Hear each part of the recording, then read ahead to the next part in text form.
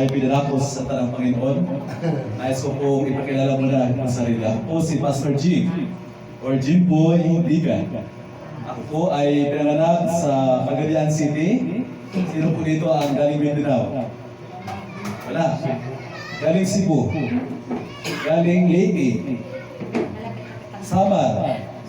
Ano yung Samar? Ibig sabihin, madaling salita, mga Bisaya. Waray. Okay. Thank you po, no? Masbate kami. Masbate. So, ngayong gabi mga kapatid, ako po'y nagalag tayo ng umaga. 11 at I think yun, kami nakating dito. Victor, no? Ako po mga excited na makadalo sa lugar na ito.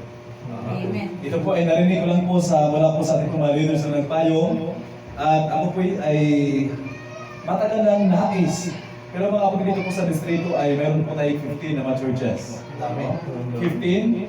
And then mayroon pong 6 na organized church. Mayroon na po ngayon, as of now, mayroon na po tayong 3 na company.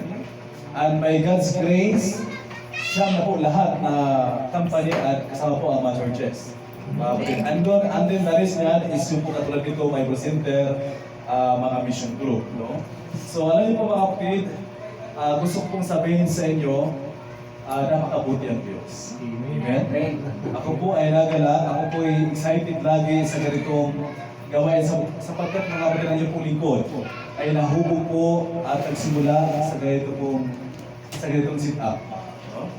Ako po ay nagala, nakita ko po kay Bandirin yung aming pong evangelist dati noong sa amin sa Pagadian. Napakasigasig magkabusis, no? Pero nakalungkot na ngayon ay siya ay nasa Tina-Adventist. Yun ang nakalungkot ng doon. Pero alam niyo po mga kapatid, gusto ko pong sabihin sa inyo, ako ba muli makilala, no? Ako po ay tubong Mindanao, no? Specifically sa lugar po ng Pagadian. And then mayroon po akong magtatlo na po ang aking anak. Ngayon, 6 na buwan po ang pinakabunso ko na para sa sinapupunan ng aking asawa. Ang aking panganay is 7 years old, and then 5 ang aking pong ikalawa, and then 6 months pa lang sa tiyan yung pangatlo ko. So, ako po ay nag-graduate sa Mount Olive College. Ako po ay nagtapos ng sa loob po mga kapatid ng almost 7 years ng pagpapasko. Working student. Kaya nakita ko po kay Brother Ivan, yung kanya pong kasirasigan noon. No? Alam po mga kapatid, Ivan, nakita ko sa iyo mas tuloy-tuloy kang pwede ka maging mag-aral na pagpasto. No? Para mas lalo pang mabunga ang iyo pong mga paglilingkod ngayon. Okay, so mga kapatid, sa gabing ito ay salamat po sa ating mahal na Panginoon. Ako po excited na makadalo po sa inyong matahanan. No? Ulysses, no? And by the way, ako po ay, kung mayroon pong ibang pagkataon mga kapatid, siguro ako po ay magpasama sa ating mga elder.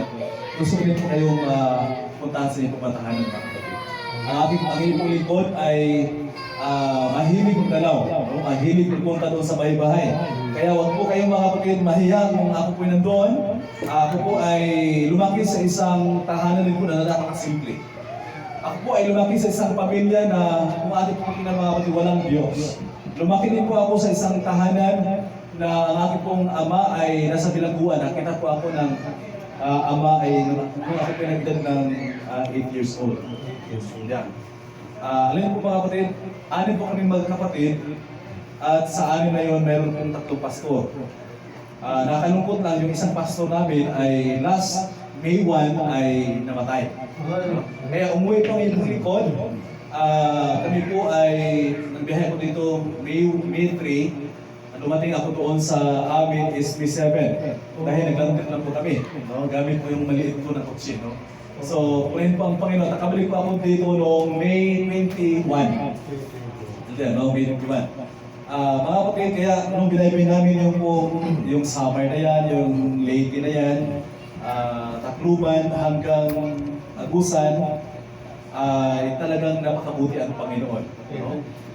Sa likod po ng pangyayari na mahirap at maraming katanungan ang iba sa pero mga kapatid, alam niyo po na makaswerte tayo na mayroon pong tayong Diyos. Alam niyo po, nung namatay yung ating pong kapatid. Dahil anim kami magkapatid, yung last 2021, yung pinakabunso namin lalaki, ikalima, namatay din. Same scenario po sa yung kamatay na ngayon. Kaya talagang siya po ay natulog lang.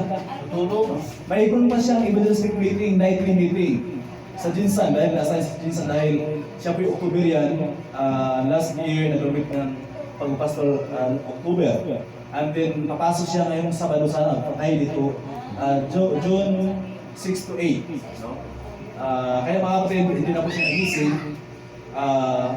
Habang umuwi ng kanipong kusay, natulog lang siya. And then, kinabukasan, nung B1, hindi na po siya nagising. No?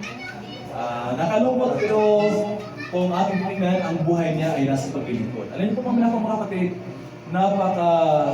napakaswerte tayong naglilingkod sa Diyos. Ano man ang mangyari sa buhay natin ito, kung tayo po'y mamatay man, tayo po ay walang inaalala. Sapagkat tayo po ay, kung kasama natin anong Panginoon, we have everything. Amen? Kamatayan man, kaya sino pong mamatayan dito sa kapatid natin? Si Sister Oh, Esther. Sister Esther, no?